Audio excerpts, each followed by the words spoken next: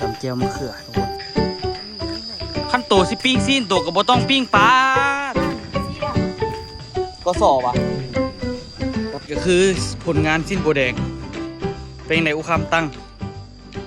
สบายดีเด้อทุกคนเด้อสบายดีตอนเช้านะทุกคนน้องมื้อนี้นี่บ่ได้มาสืบต่อเหตุทุกคนตัวเมื่อยนะอ้นกับพักผ่อนเนาะปูนกับสมบูรณ์แล้วสมอยู่ในทีมปะไว้เลยนี่เอาเห็ดมาได้หลายเติบแล้วทุกคนมื้อเช้านี่เบิ่งบนนี่บนกำนี่นะมันรู้สึกมันตึงๆมันที่จริงก็เห็ดได้แหละแต่ว่าพักผ่อนจากมือเนี่ยฮะปนตั้งแต่เห็ด5น้อยตัวยังบ่มีมือพักผ่อนน้ำมูเด้อ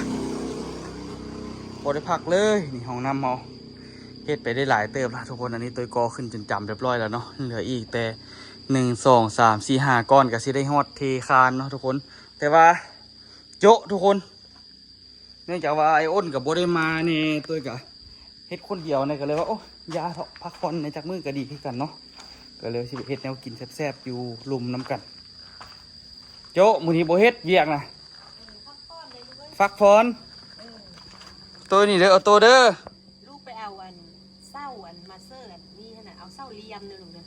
เอากระเจ้าป้องเหรอบ่เศร้าเลียมอะไรเลียมไปในนี้อันเพราะว่าเอามันเซอร์กับประตูเรือนให้แม่ไปลูกไปยืนสังเกตฮานกับเขาเห็นเมื่อเบิ่งแล้วลูกเห็นละเป็นนานาเป็นนั่นแหละเป็นโค้งข้างในเป็นโค้งไปเดี๋ยวเราไปเฮ็ดเมนูน้ำกันนะตอนเช้าทุกคนเนาะมีปลาตัวนึงแล้วก็ตัวรู้สึกว่าอยากกินตำเจียวมะเขือกับปิ้งซีนตอนเช้าทุกคนกะเฮ็ดมากะเติบหนึ่งก็ได้เนาะสู่สุดขีดเลยว่าหามือพักใจอ้นเราครอบมือนี่เราว่าขนาดได้อ้นมาบ่ได้ทุกมือเลยตัวนี้แต่ว่าทุกมือเนาะไอ้อ้นเราครอบเราว่าเราเมื่อยเราวางหนึ่งนี่เราก็พักทุกคนมีแต่ตัวเฮ็ดตลอดเลยว่าเรายังเมื่อยเนาะนี่ฮะ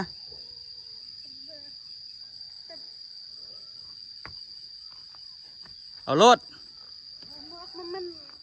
น้องอูเฮ็ดอย่างนั้นนะโอ้ยเลี้ยงลูกไอ้แม่ดิน้องอูคือเลี้ยง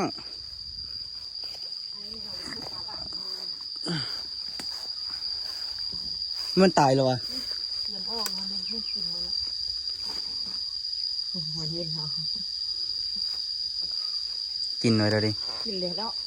อยากปากแห้งก็กินให้เก้าเนาะมื้อนี้น้องอูสิเฮ็ดหยังกินแม่นว่ะน้องอู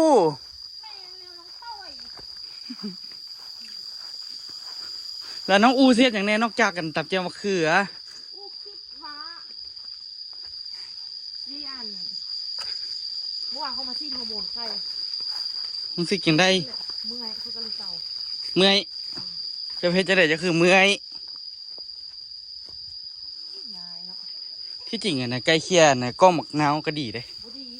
นี่สิบุดีโอ้ลืมเมืองมาขามกันเป็นละเลอแล้วมันก็สีใหญ่อยู่อ่ะไงบุญก็แล้วเตะเลยเด้อเฮ็ดเอาเด้อไงก็ใหญ่บุญใหญ่แล้วก็แล้วเด้อเฮ็ดเอามาปลูกให้ละ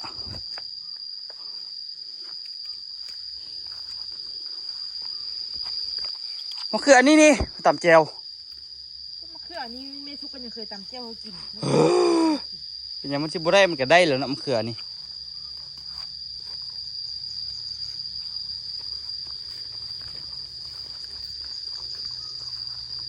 ผักอันนี้หอมลาบจนบุเป็นเอาเลยหญ้าขึ้นเอาแถวว่าเสียหญ้ากับแม่ได้น้อยนึงเก็บผักไปขายต้นมะเขือก็งามได้เก็บกินตลอดนะคุ้มนะปลูกมะเขือนี่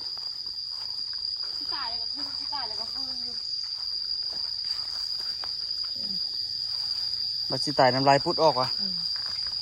โอ้ร้อนวะเอาอันนี้ไปเกลือป่าเลยดูอีต้นมันไปปลาดุกไม่ได้กินอย่างเลยเดี๋ยวเอากระสอบอาหารไปน้ำดีกว่าตอนนี้นี่อูกะได้เก็บมะเขือเรื่อยๆทุกคนช่วงนี้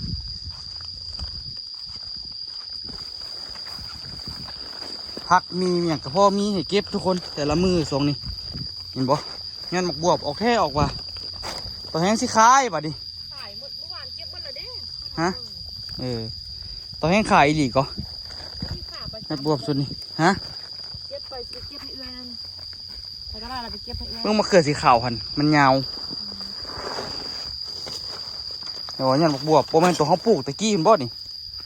ตอนนั้นมันบ่ออกพอฝนตกแล้วมันซุ่มซื่นแล้วมันออก ไม่การพูดมาก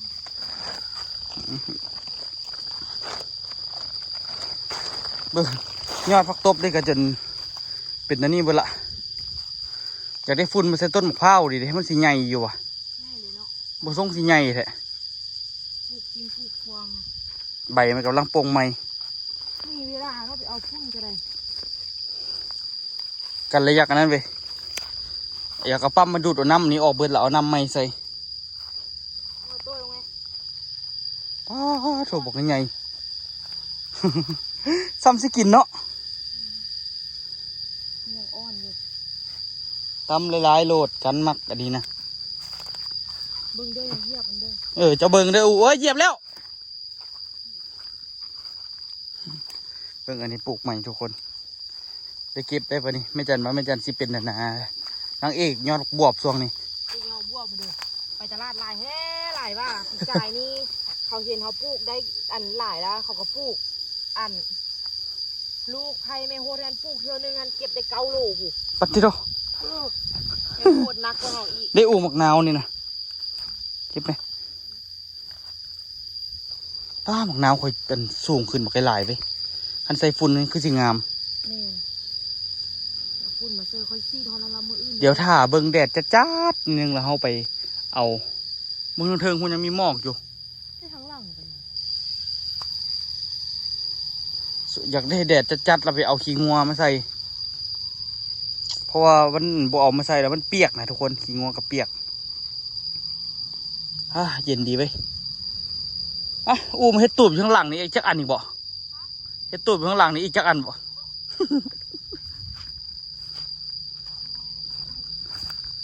เบิ่งทุกคนดอกออกเต็มเอาฮอร์โมนไข่มาสีดใส่ว่าซั่นเด้เกลือปลาได้ไหมเฮ้ยคือเดี๋ยวนี้มันกำลังซุ่มซืนเป็นมังนาวก็ได้เกลือปลาได้ต้นมันเร่งรากเร่งดอกเร่งใบช่วยเมดช่วยบำรุงสุดท้ายก็ได้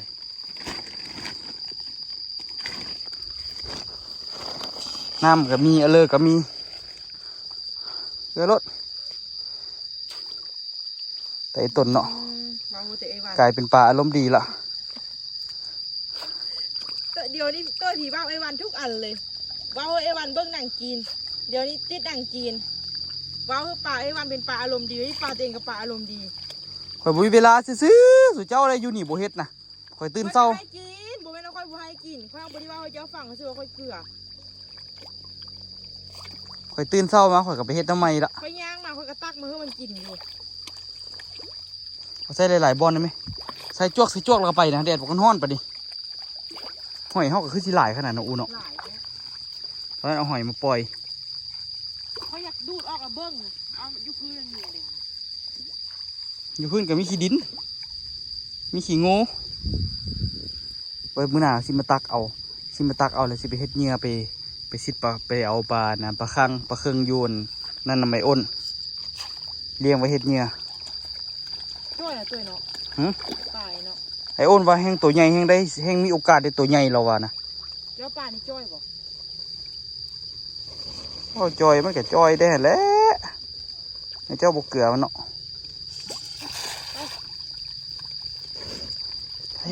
ทิมไปพูดได้ไหมเอาสลัดไปพูดดิดูให้มันกินอิ่มๆนะอุตส่าห์ได้เกลือละ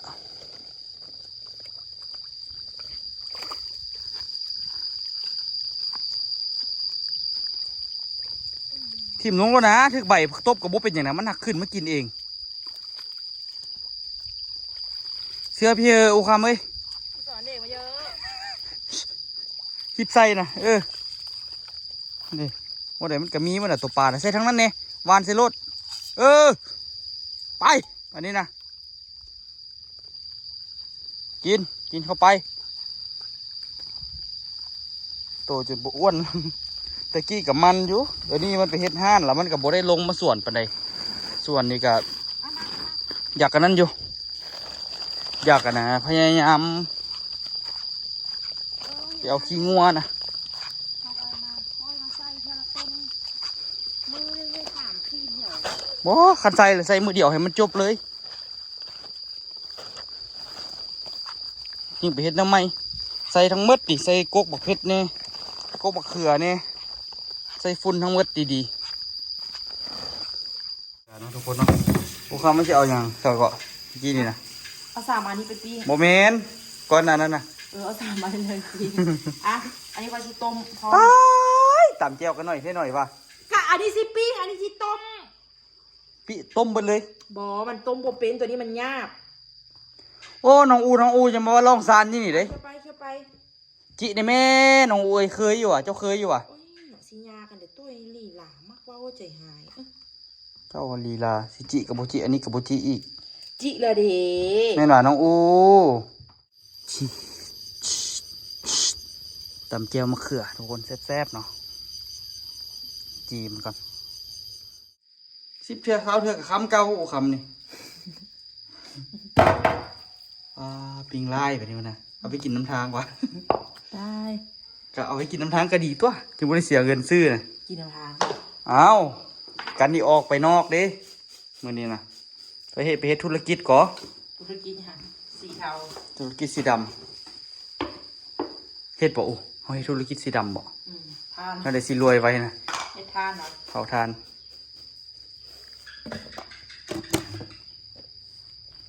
เอาอันซีอิ๊วเอาน้องอูเอาเท่านี้ก็ได้พอละสำนี้พอละไม่ต้องอหย่างมากมายดอก ซึ่งนี่ก็แซ่บอ่ะนะ ปิ้งซีนตำมะเขือพวกคำสิเฮ็ดปลาเฮ็ดหยังกับมัน แต่ข้าวละได้ปลาเนี่ย หืม ปิ้งบ่ปลาปิ้งคือจะวาจ้ะ นี่ ง่ายดี ไปมาสิเฮ็ดป่น บ่เฮ็ด ตัวบ่ใส่กระเทียมได้บ่เฮ้ย ใส่ก็ได้ ขี้ข้านแล้วบ่ใส่ก็ได้บ่ต้องอันใดก็ได้โอ้ มันมีนั่นไหนมี ขั้นโตสิปิ้งซีนโตก็บ่ต้องปิ้งปลาตัวสิเฮ็ดหยังหลายเมนูแท้เอาวะ กินคือสิเป็นเดี๋ยวจะกินนะ โอ้ยน้องอูนี่เฮ็ดบ่เปลืองหยังจักหน่อย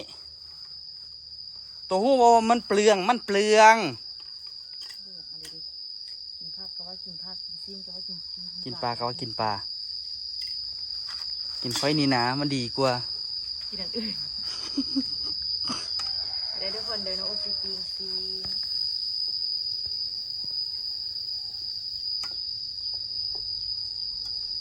อยากได้น้องอูสบับแบบเฮ็ดคลิป YouTube แรกๆนี่เป็นจังได๋ โอ้ยก็บ่ค่อยมีลูกเลย บ่นะ บ่ค่อยมี ก็หมายแบบว่าสมัยเจ้าอันนั้นเฮ็ดคลิปเคยเฮ็ดคลิปตอนแรกๆนะเจ้าเฮ็ดคลิปจังไหนเนี่ย ตัว ค่อยก็ได้ลืมละ ไปแล้วห้องเพลงว่ะ มีความสุขคือตะกี้แล้วมีพวก เด้อค่อยคือกันก็ตอนมีแต่แฟนนั่นถือว่ามีความสุข แฟนฮะบอก เจ้าเด้ โอ้ยเขาบ่เคยมีแฟน อันนั้นน่ะ เขาเคยมีแต่ครัว ว่ามาดูสิอาหารมีอะไรบ้างมาแม่น้องโอมากินข้าว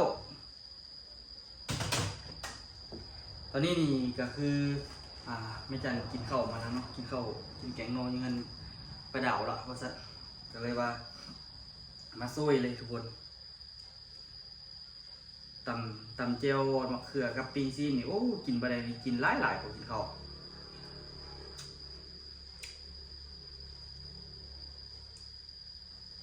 อืม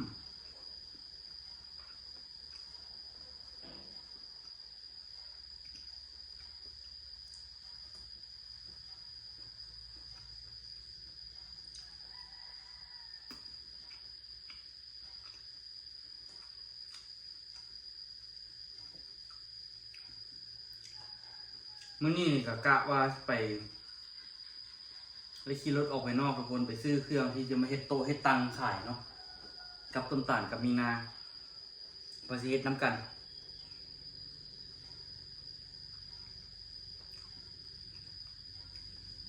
หยุ่งอยู่ร่องซานมันบ่มีสิ่งเดียวอยากได้มันต้องได้ออกไปนอกคุณ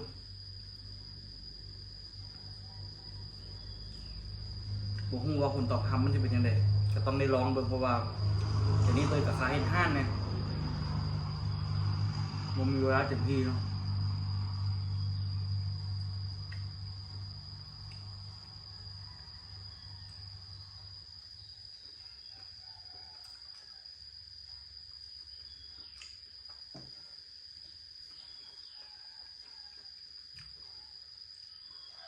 คักขนาด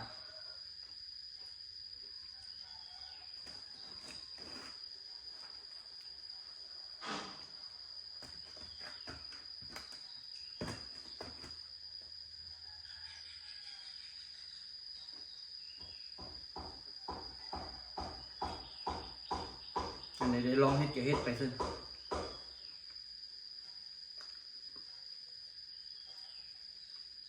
ชีวิตทุกมื้อนี่ก็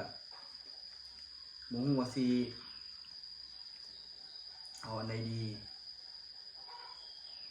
พยายามให้ที่สุดขายเครื่องนี่ตัวก็คิดว่ามันเป็นโอกาสดีอยู่เครื่องก่อสร้างอยู่นี่ของเขียนนี่คือมันไม่มีแผงขายเนาะสีซื้อเครื่องก็ต้องได้เข้าไปในเมืองพุ่นโดยได้สิเวนท่านขายเครื่องก่อสร้างอยู่นี่ก็ดีขั้นว่าราคาแบบสมเหตุสมผลมีอย่างกะขายอยู่นี่ก็แจ่มเลยมีรถไปส่งอ้อมอย่างวันนี้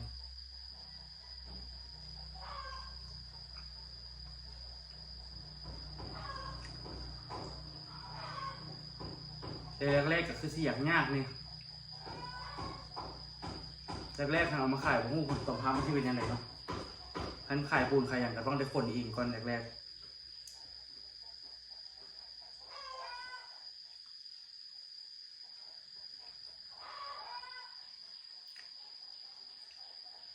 ตัวก็คิดว่ามันเป็นเวียกที่หนักสมควรเนาะ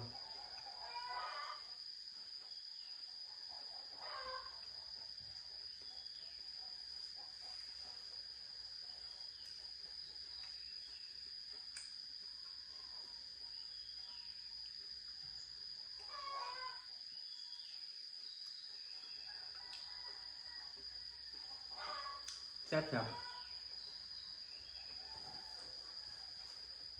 แซ่บบนน้องอู แค่ไปเนาะ ไปกินข้าวกับอย่างกันน่ะ จะมาขิว ป้าเดี๋ยวไปกินนะป้านะไปบริโตะป่าจะคำเถอะนะแซ่บเนาะนี่ยังกินข้าวไปไทยไปด้วยกิจวัตรประจำวันเนี่ย เนี่ย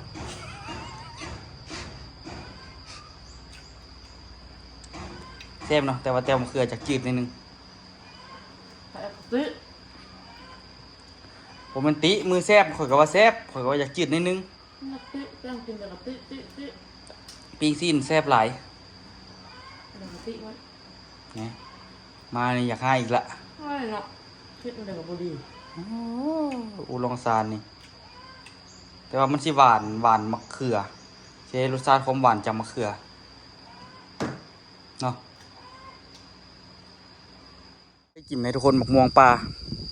เดี๋ยวมาเกิดอยู่บ้านเนาะนี่โหโลนเต็มมีนาพวกเก็บไปไว้กินมีนาหมกม่วงปลานี่น่ะโลนเต็มเลย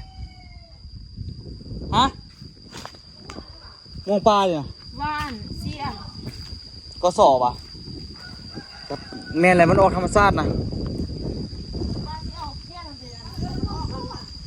ไปชื่อชวนน่ะม่วงกระสอบมะม่วงก็ มันก็ลายมะม่วงกสอ ม่วงกาสี ให้ย้อนหน่อยหนึ่งเห็นท่านบอกข้างหน้าหันขวาหลัง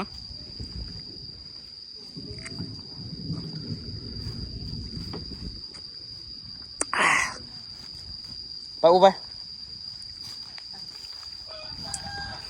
นี่นะ มันก็ได้ เขาเป็นยัง มื่อนี้ก็สิออกไปนั่นทุกคนเบิ่งฟ้าเบิ่งฝนนี่นะมันห้องเติงตั้งอยู่ละโอ้แต่ก็รู้สึกดีเลยบริเฮ็ดเวียกนี่ก็ได้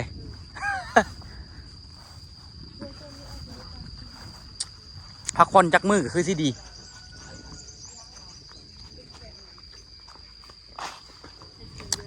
ช่วงนี้นี่สิได้เกี่ยม เฮ็ดโต๊ะเฮ็ดตังแล้วเนาะทุกคนเนาะ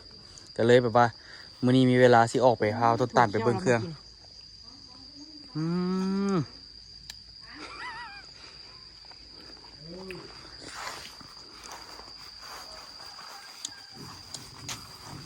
เดี๋ยวสิพากันออกไปเบิ่งเครื่องเฮ็ดโต๊ะเฮ็ดตังเนาะทุกคนเนาะไปเบิ่งแบบที่เฮาเฮ็ดกัน เข้าไปอัน สุดเมื่อกี้นี่ เข้าไปมาโดนแล้วเนาะเพิ่นบ่ได้เฮ็ดเนาะ ยังบ่ทันได้เฮ็ดเลยบ่มีเวลาเฮ็ดมาเฮ็ดอยู่ห้องเรือยเก่าทุกคน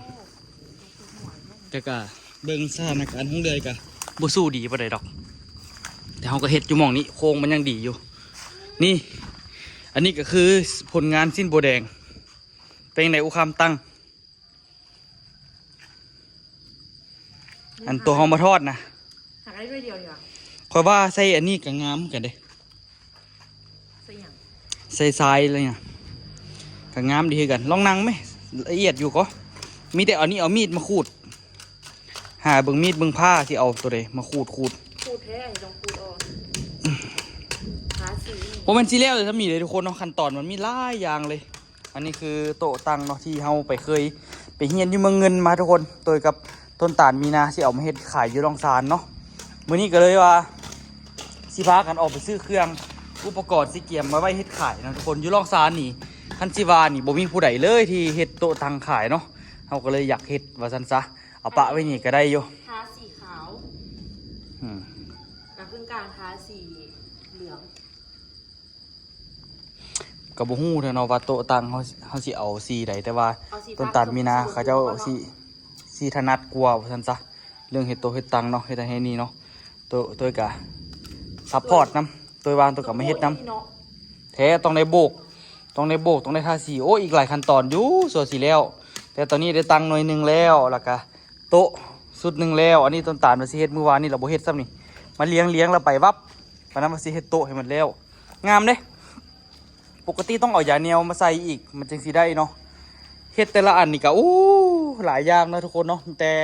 แม่นแต่เวียกใส่แรงงานเวียกพวกนี้นี่ก็ใครที่แบบว่าเขามีสถานที่เป็นโรงเรือยเก่าเขาเจ้าเนาะแล้วเขาเจ้าก็จะบ่ได้เฮ็ดหยังเทื่อตัวคิดว่าคันสิเฮ็ดแท้ๆนี่สิหาไม้มาค้ำตัวนี้ค้ำตัวนี้แล้วก็ค้ำตัวนี้ดีๆกะแบบว่าบ่ให้มันสุกซมไปกว่านี้หั่นน่ะถามว่ามันยังใช้ได้บ่ตัวว่าตัวมาอยู่นี่3 ปีตัวเห็นมันเป็นอันนี้ตั้งแต่แรกๆพุ่นน่ะมันก็อันตรายอยู่ทุกคน แต่ว่ามันก็พออยู่ได้ทางนี้นี่โครงสร้างดีเลยเห็นบ่ทุกคนดีเลยก็ขนาดมันสิถล่มนี่มันสิถล่มทางนั้นก่อน มันก็พอได้อยู่ดอกเนาะทุกคนสถานที่มันเหมาะสมเหมาะเจาะที่จะเฮ็ดอหย่างจักอย่างกับมันเนาะ ที่ว่ามันลุนี่กระเบื้องนี่กันหนักเลยเนาะ หนักแท้ดีแท้น่ะปลดกระเบื้องแล้วก็ดีแท้กับปลดเบิดแท้แหละปลดกระเบื้องปลดอย่างแล้วก็เฮ็ดใหม่แต่ว่ากะยามันเนาะมันบ่เป็นของเฮา หลักๆสำคัญก็คือมันบ่เป็นของเฮาคันเป็นของเฮานี่ก็โอเคอยู่เด้อยากมีทุนอยากมีเงินซื้อขนาดอยากได้อยู่ดินตัวนี้คันได้ดินตัวนี้นี่คักอยู่เด้สิได้ขยายออกมาเลยโอ้ข่อยบอกเลยสะพานบ่พอดอกคันได้เฮ็ดแท้ๆน่ะ พูดดีว่าถ้าเราเฮ็ดแล้วใหญ่จริงเนาะ ใหญ่บ่ใหญ่เด้เขาสิว่าอู้คำเนี่ยโอ้ได้ผัวรวยเขาสิว่า เบื่อว่าโอ้คำนี้ผัวรวยสงสัย โอ้ ราศี เฮ็ดซ้ำนี่ ราศี เฮ็ดซ้ำนี่นี่คันว่าอันนี้นี่ฮู้บ่เขาตีให้อันนี้เท่าใด 200 เขาตีให้150ตีให้150 200เขาเบิดงบเท่าใดล่ะโอ้ 80 ปลายล้าน ตั้งแต่เฮ็ดมาทุกคนเนาะหมดงบอยู่80ปลายล้านละคือทุกอย่างที่เฮาเฮ็ดเฮาจดเมิดนะโอ้เนาะ แม่น แม้แต่เล็กตะปู 10,000กีบก็ซื้อกระจด แม้แต่เล็กตะปูอหย่างจดไปเลย ตอนนี้นี่ก็คือเฮ็ดไปคันว่าบ่แม่นตัวเฮ็ดเองครับพอสดกับอหย่างเฮ็ดเองแล้วแม่น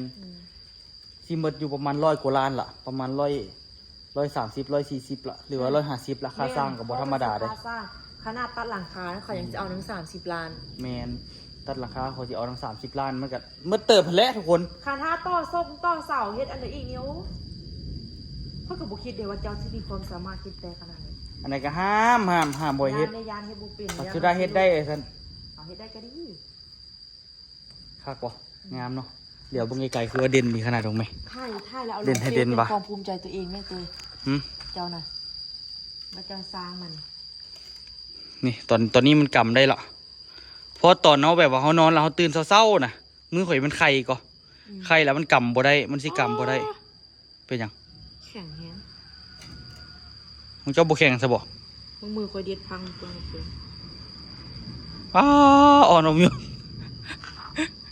นี่แหละทุกคนเนาะเขาเลยสิมาสร้างธุรกิจใหม่เข้าไปเพิ่ม กับต้นตาลกับมีนานี่แหละเฮ็ดน้ำกันกะ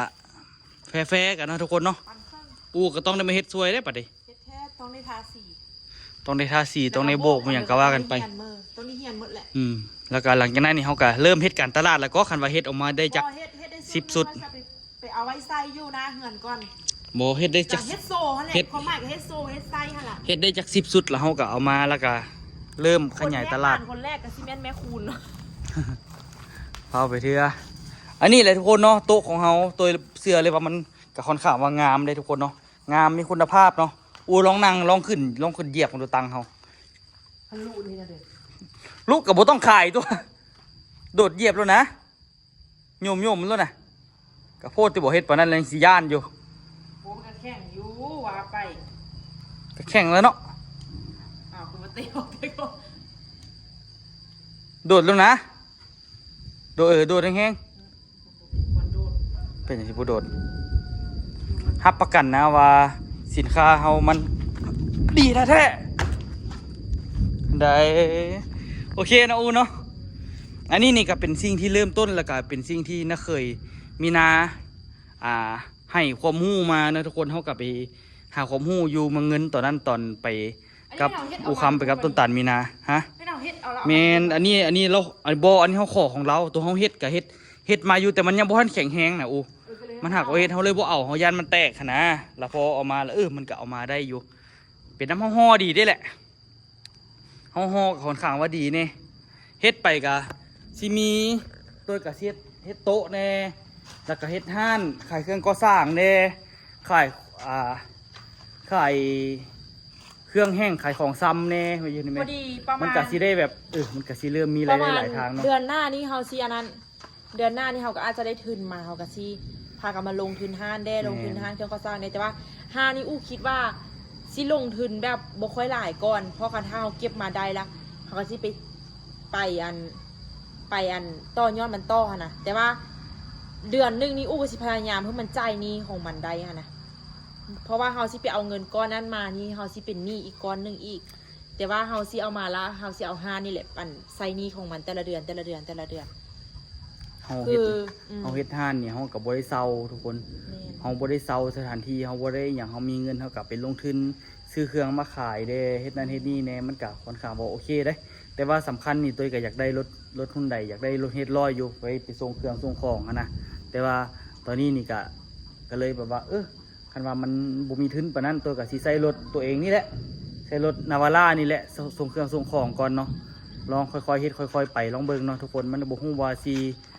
โอเคบ่แต่ตัวเสื้อมั่นในตัวเองว่ามันสามารถเฮ็ดได้ตัวก็สามารถเฮ็ดได้ สามารถอยู่กับมันได้ว่าซั่นซะกะคันเฮาบ่เฮ็ดก็บ่ได้ทุกคนเนาะตัวก็อายุ26ปีทุนที่เฮ็ดก็คือเป็นทุนของเฮาเองเนาะอูเนาะ แม่น โดยที่บ่มีทุนอูจักหน่อยเลยเนาะ สาธุว่า แม่นก็คือเราก็ดีละทุนของเฮาทั้งสองคนแหละทุกคนเนาะเฮาหามาสร้างเองแล้วก็คันไปจ่ายค่าสร้างนี่โอ้บอกเลยว่า เนาะ ยับเยิน ขันสิว่านี่ก็ได้อัน ตั้งแต่เฮาฮู้จักกันมาตั้งแต่เอากันมานี่ตั้งแต่เริ่มแต่งดอกเนาะเฮาบ่ได้ขอเงินพ่อแม่เลยจักหน่อยเนาะคันว่าแบบพ่อแม่เอาให้เฮาก็ใช้คืนหมดเนาะ เคยขอเทื่อนึงอยู่ ขอ ตอนเฮาไปหลวงพระบางอะเด้ ได้เงินเฮาเดือนเดียว คอยขอแล้วให้คอยล้านหนึงเด้